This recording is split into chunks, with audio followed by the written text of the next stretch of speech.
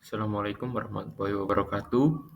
Yang kami hormati Bapak Vicky Fendi selaku dosen pengampu mata kuliah Analisa Laporan Keuangan kelas L. Perkenalkan di sini kami dari kelompok 1 akan mempresentasikan hasil diskusi kami mengenai bab analisis arus kas. Sebelum masuk ke dalam materi, izinkanlah kami untuk memperkenalkan diri kami terlebih dahulu. Perkenalkan, yang pertama ada Ulil Habibullah dengan akhiran NPM 212, yang kedua ada Rahardian Nugroho Wicaksono dengan akhiran NPM 213, yang ketiga ada Ahmad Haidar Rafi dengan akhiran NPM 218, dan yang keempat ada M. Rizal Baktiar dengan akhiran NPM 223, dan yang kelima ada saya sendiri yaitu Muhammad Akbar Ferdianto dengan akhiran NPM 241, dan terakhir ada Nicholas Bintang Satria Dewa dengan akhiran NPM 242. Di sini saya akan menjelaskan materi yang pertama, yaitu relevansi uang tunai. Kas adalah aset yang paling mudah dicairkan dan penting bagi fleksibilitas perusahaan. Dalam siklus operasi, kas digunakan untuk membeli aset seperti persediaan, menghasilkan piutang, dan kembali menjadi kas saat pelanggan membayar.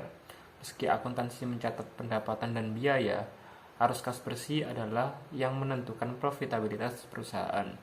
Analisis arus kas penting untuk menilai likuiditas, yaitu seberapa cepat aset bisa menjadi kas, solvabilitas, yaitu kemampuan membayar utang, dan fleksibilitas keuangan, yaitu kemampuan beradaptasi dengan perubahan.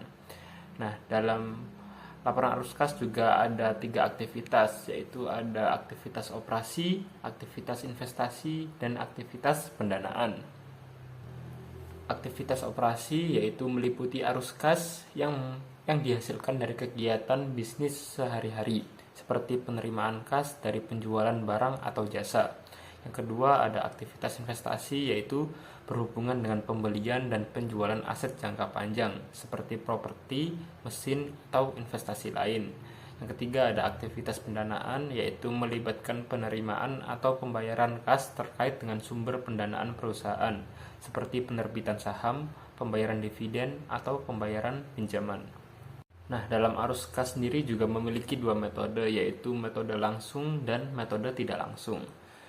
Yang pertama ada metode langsung, yaitu metode ini menunjukkan arus kas secara rinci, mencatat langsung penerimaan dan pengeluaran kas dari aktivitas operasi. Contohnya, kas yang diterima dari penjualan dan kas yang dikeluarkan untuk pembayaran kepada pemasok atau karyawan dicatat secara langsung. Yang kedua ada arus kas dengan metode tidak langsung, yaitu metode ini dimulai dari laba bersih dan kemudian menyesuaikan dengan perubahan aset dan liabilitas non-kas, seperti persediaan dan piutang. Untuk mengungkapkan arus kas operasi, ini lebih umum digunakan karena lebih mudah terkait dengan laporan laba rugi. Materi selanjutnya yaitu penyusunan laporan arus kas. Penyusunan laporan arus kas dimulai dari laba bersih yang kemudian disesuaikan dengan beban non-kas seperti penyusutan dan amortisasi. Maka kita harus menghilangkan beban non-kas seperti penyusutan dan amortisasi yang sudah dikurangkan saat menghitung laba bersih. Jadi beban ini ditambahkan kembali. Namun penambahan ini tidak meningkatkan arus kas operasional, hanya menetralkan pengaruh beban tersebut. Selain itu, laba atau rugi dari penjualan atas aset juga disesuaikan. Tujuannya bukan untuk menghilangkan laba atau rugi sepenuhnya, tetapi untuk memindahkan dari bagian operasional ke bagian investasi dalam laporan arus kas. Karena uang tunai dari penjualan aset dianggap sebagai arus kas dari aktivitas investasi.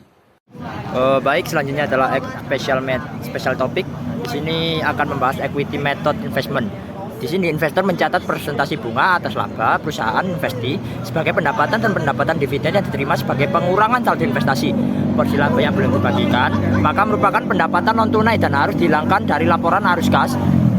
Hanya menyisakan sebagian laba yang telah diterima dalam bentuk tunai.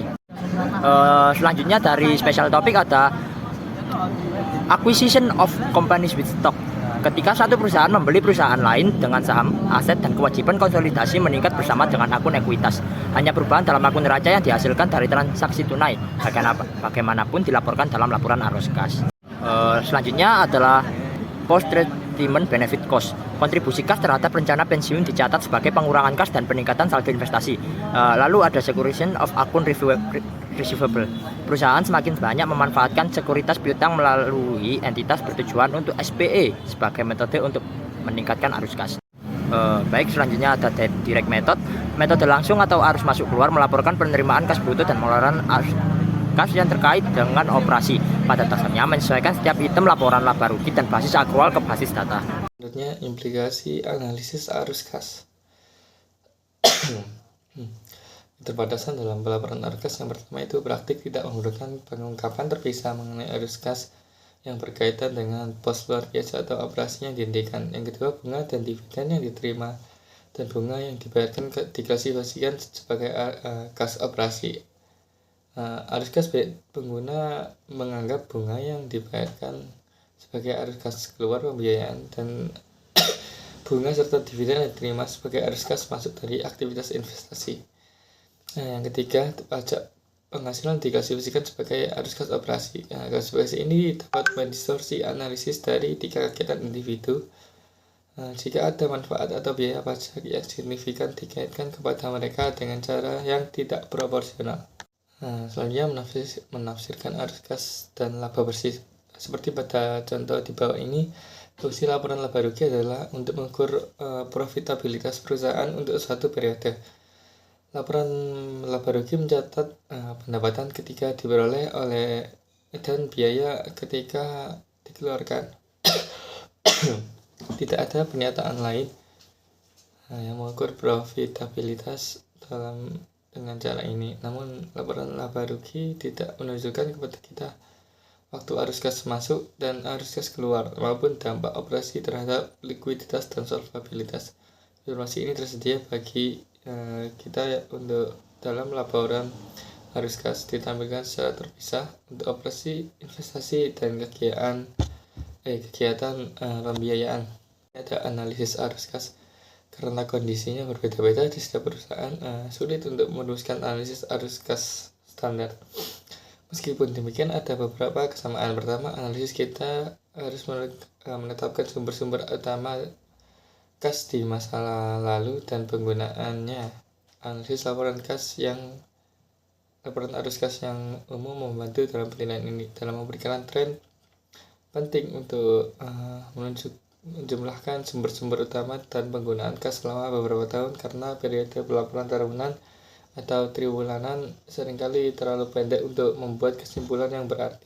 Selanjutnya ada pengukuran arus kas alternatif. Pengguna terkadang menghitung pendapatan bersih ditambah dengan depresiasi dan amortisasi sebagai proyeksi kasar untuk arus kas operasi. Salah satu varian dari ukuran ini yang populer adalah EBITDA atau pendapatan sebelum bunga, pajak, depresiasi, dan amortisasi.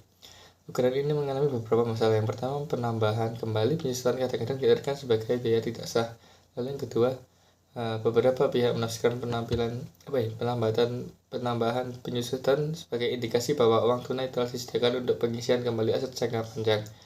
Yang ketiga, laba bersih ditambah penyusutan mengabaikan perubahan dalam akun modal kerja yang terdiri dari sisa arus kas bersih dari aktivitas operasi. Selanjutnya yaitu analisis arus kas. Analisis arus kas merupakan alat penting untuk memahami kesehatan keuangan suatu perusahaan. Analisis ini membantu kita mengidentifikasi sumber daya utama kas, penggunaan, dan tren yang terjadi dari waktu ke waktu. Yang kedua yaitu ada pola arus kas. Dalam arus kas suatu perusahaan mengikuti pola siklus investasi jangka pendek dalam persediaan dan piutang akan kembali sebagai kas saat produk terjual dan piutang ditagih. Investasi jangka panjang dalam aset tetap memiliki siklus yang lebih panjang. Operasi yang menguntungkan penghasilan arus kas yang masuk lebih besar daripada arus kas yang keluar. Yang kedua yaitu ada komponen arus kas operasi.